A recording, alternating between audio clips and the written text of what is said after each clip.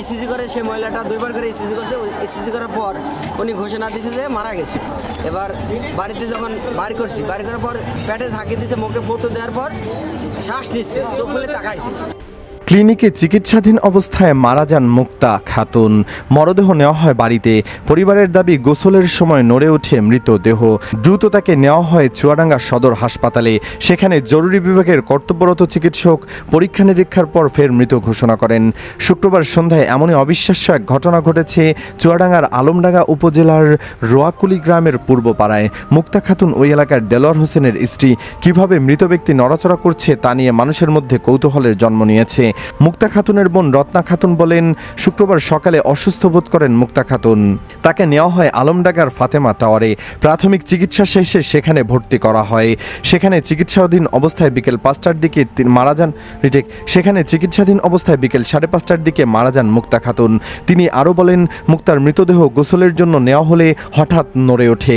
শরীরটা গরম গরম লাগছিল এবং মনে হচ্ছিল আমাদের দিকে তাকিয়ে আছে। দ্রুত আমরা তাকে চুয়াডাঙ্গা সদর হাসপাতালে নিয়ে আসি। চুয়াডাঙ্গা সদর হাসপাতালের জরুরি বিভাগের কর্তব্যরত চিকিৎসক ডাক্তার মাহবুব বলেন, মুক্তা খাতুন নামের এক নারীকে সদর হাসপাতালের জরুরি বিভাগে নেওয়া হয়। আমরা তাকে পরীক্ষা নিরীক্ষা করে মৃত অবস্থায় পাই। অনেক আগেই ওই নারী মারা গেছেন বলে তিনি জানান।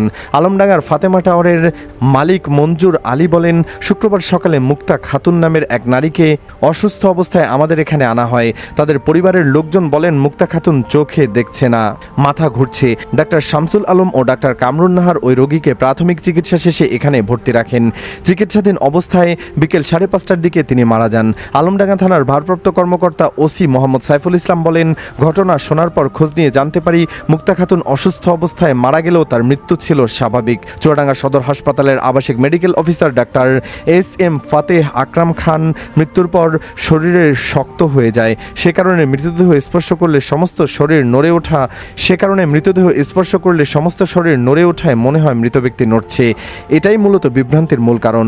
আসুন আমরা মৃত ব্যক্তিদের জন্য দোয়া করি, আল্লাহ তাআলা যেন তাকে জান্নাত দান করেন, আমিন। ভিডিওটির কমেন্ট বক্সে আপনিও লিখতে পারেন আমিন। ভিডিওটি ভালো লাগলে লাইক দিন এবং চ্যানেলটিকে সাবস্ক্রাইব করে পাশেই থাকুন।